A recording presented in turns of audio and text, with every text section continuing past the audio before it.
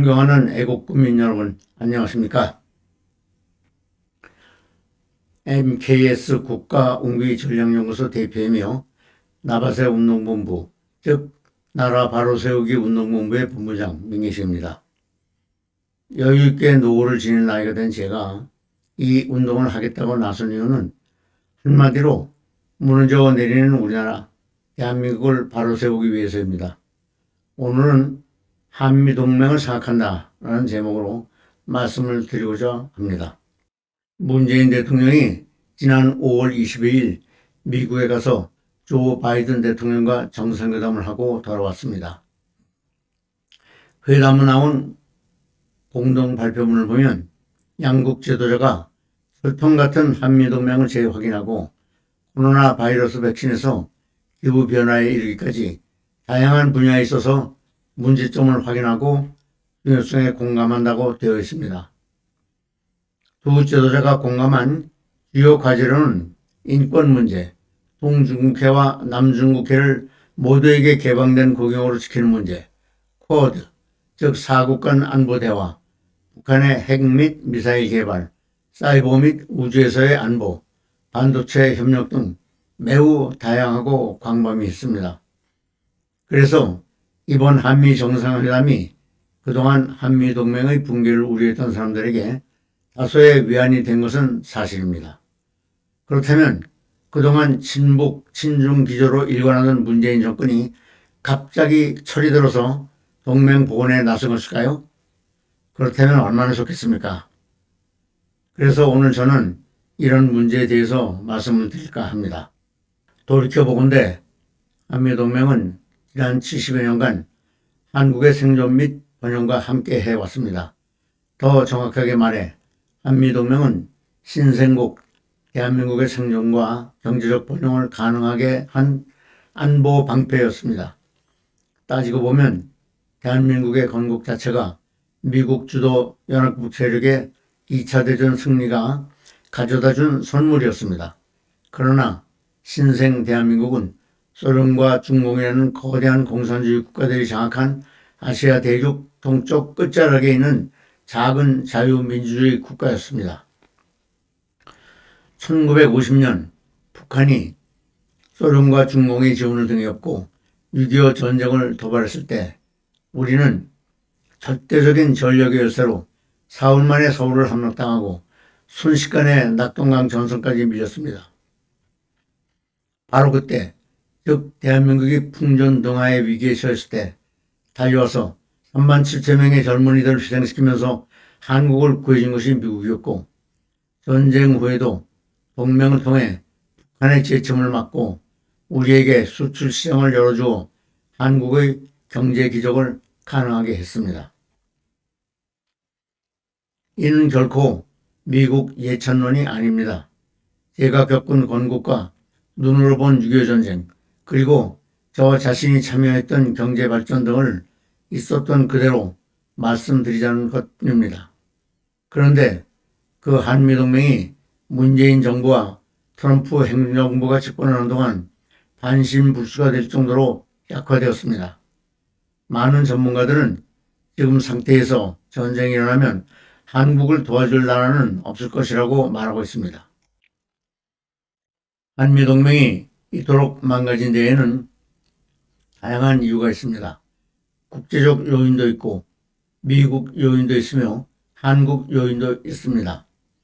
국제적 요인이란 신냉전을 의미합니다. 문재인 정부는 그동안 친북, 친중 정책 기조를 고집하면서 미국과 중국 사이에서 양다리 외교를 펼쳐왔습니다.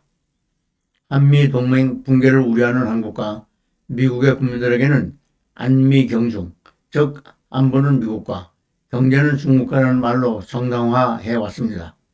하지만 신냉전이라는 국제적 환경에서는 안미 경중이 통하지 않습니다. 지금 경제적, 군사적 강대국으로 급성장한 중국이 모든 분야에서 미국의 도주장을 내밀고 있습니다.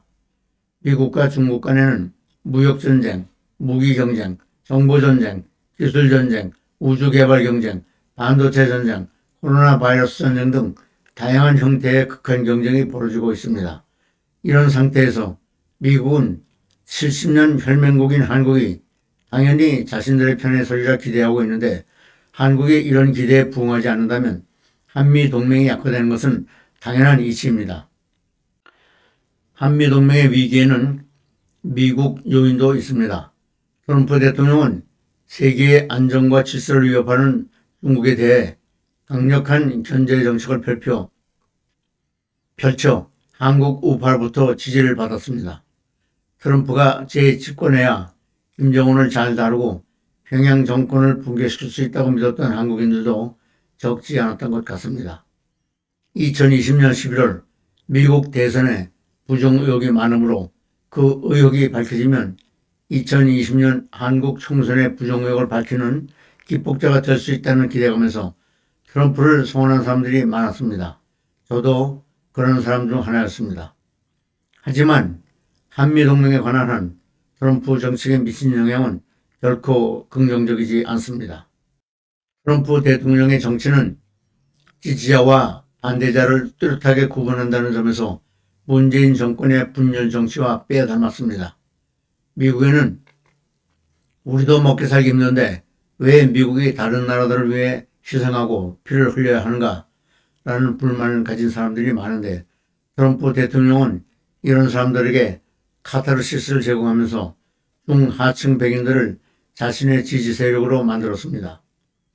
트럼프는 후보 시절부터 미국 우선주의를 의미하는 아메리카 퍼스트를 외쳤고 미국은 더 이상 글로벌 자유민주주의의 수호를 위해 희생하는 세계 경찰이 되지 않을 것이라고 공언했습니다.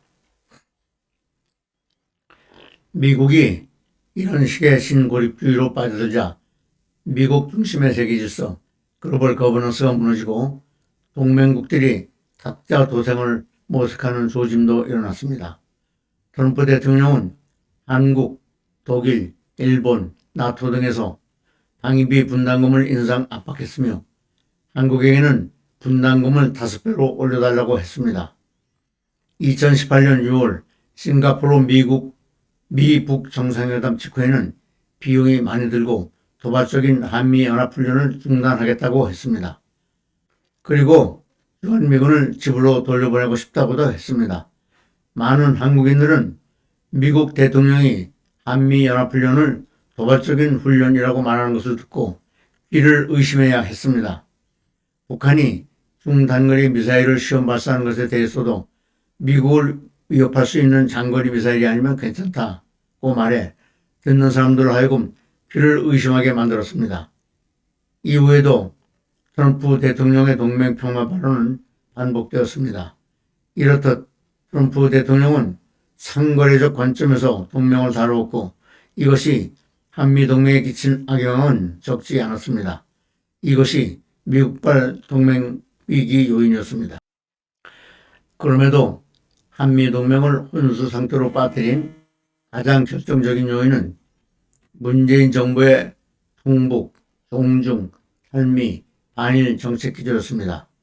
즉 문재인 정부가 북한과 내통하면서 중국에 굽실거리고 미국과는 멀리하고 일본에 반대하는 친사회주의 정책 기조를 고집하면서 한미동맹은 방향 감각을 잃고 비틀거려야 했습니다. 미국이 동맹국들의 가치를 따질 때 가장 중시하는 기준은 이념적 상응성, 즉 ideological compatibility입니다.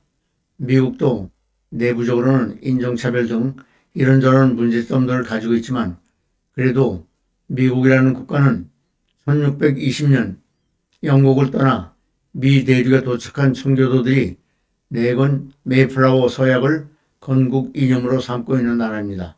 다시 말해 하나님이 부여한 자유, 민주, 인권, 평등을 구현하는 것이 미국의 의무이자 권리라는 건국 이념을 대외 정책에 적용하는 나라입니다. 그래서 미국은 공산주의, 사회주의 국가와는 사이좋게 지낼 수는 있어도 동맹을 맺지는 않습니다. 이런 미국이 북한과 중국에 기웃거리고 국내적으로는 수많은 사회주의 입법을 양산하면서 대한민국을 사회주의 국가로 바꾸려 하는 문재인 정부를 어떻게 볼 것 같습니까? 그런데도 한국이 위태로워지면 달려와서 피를 흘려줄 것으로 기대하십니까? 실제로도 문재인 정부는 중국과 북한의 눈치를 살피면서 동맹을 파괴하는 수많은 조치들을 취해왔습니다. 북핵 문제에 있어서는 평양 정권의 대변자라는 말을 들을 만큼 북한 편을 들었습니다. 인도 태평양 전략과 고도 안보 대화에 동참해달라는 동맹국의 요구를 외면하면서 중국에는 사드 추가 배치 포기, 미국 미사일 방어체계 편입 포기, 한일 안보동맹 포기 등을 내용으로 하는 3부를 약속해 주었습니다. 성주 사드 기지 앞에 기지의 정상 가동을 희망하는 데모대가 수년간 질치고 있지만 문재인 정부는 이를 방치했습니다. 그러면서도 북하면 반의를 부추겼고 2019년에는 강제징용 피해자에게 대한 일본 기업이 손해배상 판결 이후 불거진 한일 갈등을 이유로 한일 군사정보보호협정, 즉 지소미아 파기를 발표하여 한미 동맹에 치명상을 줬습니다. 한미일 안보공조를 인도 태평양 전략의 한 축으로 삼고자 했던 미국을 낭패스럽게 만든 것입니다. 문 정권의 이런 행위를 보면서 미국 정부와 전문가 그리고 국민들이 배신감과 함께 한미동맹에 대한 회의감을 키워왔던 것입니다. 2018년 북한의 평화공세 이후 문재인 정부는 북한군의 기습공격에 한미군을 취약하게 만든 9.19 군사합의에 서명하여 안보 전문가들의 반발을 초래했고 이어서 대북 억제 요체를 할 수 있는 한미연합 연습훈련을 중단 또는 축소해 왔습니다. 국가적 차원에서 실시되어 왔던 키 리졸브, 을지 프리덤 가디언스 등 연례 전시 연습은 명칭이 바뀌면서 껍데기만 남았고 연합 야외 기동 훈련인 독수리 훈련, 연합 상륙 훈련인 쌍용 훈련, 연합 공군 훈련인 맥스 선더, 비질런트 에이스 훈련 등도 대부분 사라졌습니다. 물론 연합 훈련의 중단 또는 축소에는 코로나 바이러스의 창궐도 한 원인이 되겠지만 평양 정권이 좋아하도록 고민을 마치기 위해 노력해온 문 정권의 측면도 부인할 수 없습니다. 이런 가운데에서도 문재인 대통령은 전시작전 통제권의 임기 내 전환을 밀어붙이고 전쟁 억제의 핵심인 현 전작권 체제를 해체하려 했습니다. 현 전작권 체제는 전쟁이 일어나면 한국군과 미군이 한덩어리가 되어 단일 체제 하에서 미군의 장비와 정보력을 함께 이용하면서 싸우도록 해놓은 것입니다. 그렇게 하기 위해 1978년에 한미연합사를 창설한 것입니다. 그러니까 이 체제를 해체하는 것이야말로 북한 정권의 수건사업, 즉 김정은이 바라고 바라는 사업입니다. 노무현 정부가 이것을 해체하려 했다가 국민적 반발에 부딪혔고 그래서 박근혜 정부는 미국과 조건 충족시 전환에 합의함으로써 전작권 전환을 사실상 무기연기한 것입니다. 그때 한미의 합의 조건이 연합 방위를 주도하는 한국군의 핵심 능력 확보, 북한의 핵미사일에 대한 한국군의 필수 대응 능력 확보, 전작권 전환에 부합하는 안보 환경 조성 등이었습니다. 그런데 이런 조건들이 지금 충족되었습니까? 북한 문제는 더 악화되었고 신냉전으로 인하여 한반도를 둘러싼 안보 환경도 더 나빠지지 않았습니까? 그런데도 문재인 정부는 이 체제를 해체하지 못해 안달입니다. 이런 의미에서 새로이 출범한 바이든 행정부가 조건 미충족을 이유로 문 정권의 전작권 조기 분리 요구에 제동을 건 것은 무척 다행스러운 일이라 할 수 있습니다. 이제 앞으로 한미동맹 운명은 한국 국민이 하게 달려있습니다. 지난 5월 20일 한미 정상회담에서 나온 공동 발표문을 보면 문재인 대통령도 다소의 위기의식을 느낀 것으로 보입니다. 그래서 미국이 중요하게 생각하는 안보 문제들에 대해 중요성을 공감한다는 표현들을 사용한 것 같습니다. 그러나 지난 4월 16일 바이든과 스가 정상회담의 공동성명에 비하면 구체성과 방향성이 몹시 떨어집니다. 바이든 스가 정상회담 공동성명은 중국과 북한을 주요 위협으로 명시하고 확고한 협력 방향을 제시하였습니다만 5월 20일 한미 정상회담 때의 공동성명은 중요성을 공감한다고만 할 뿐 무엇을 어떻게 하겠다는 내용이 없기 때문입니다. 그래서 바이든 대통령은 문 대통령의 면전에서 6.25 전쟁에 참전한 노병에게 훈장을 준 것으로 보입니다. 우리가 공동으로 대처해야 하는 위협이 누구인지를 똑똑히 알라고 경고한 것이라고 생각합니다. 바이든 행정부 출범 이후 한미동맹 건강성 회복에 대한 양국 국민의 기대감이 커지고 있는 것은 사실이지만 이제 미국은 미국의 일방적인 위상을 마다하지 않았던 과거 방식과는 달리 동맹국의 충분한 기여와 역할을 전제로 동맹을 강화할 것입니다. 남은 임기 동안의 문재인 정부나 이후의 한국 정부가 이 기대에 부응할지는 두고 봐야 알 수 있습니다. 그래서 저는 한미동맹의 미래는 한국 국민의 선택에 달려있다고 생각합니다. 한미 양국의 국민들은 지난 4년 동안 문재인 정부의 좌성향 정책과 동맹 파괴 조치들을 안타깝고 지겹도록 지켜보아 왔습니다. 때문에 미국으로서도 임기가 끝나는 문 정권의 마음에도 없는 동맹 예찬원에 비중을 두기보다는 한국 국민의 판단을 지켜볼 것입니다.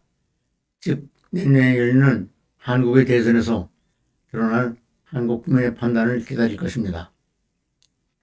한국 국민이 친북, 친중, 반일, 탈동맹 정책을 원하는 것으로 확인된다면 미국은 그것으로 한국에 대한 기대를 접을지도 모릅니다. 동맹의 해체는 미국에게는 상당한 전략적 손실이 되겠습니다만 한국에게는 행사의 문제, 즉 죽느냐 사느냐 하는 문제가 될 것입니다. 국민이 깨어나야 안보도 살고 동맹도 삽니다. 국민이 깨어나야 나라가 삽니다. 감사합니다.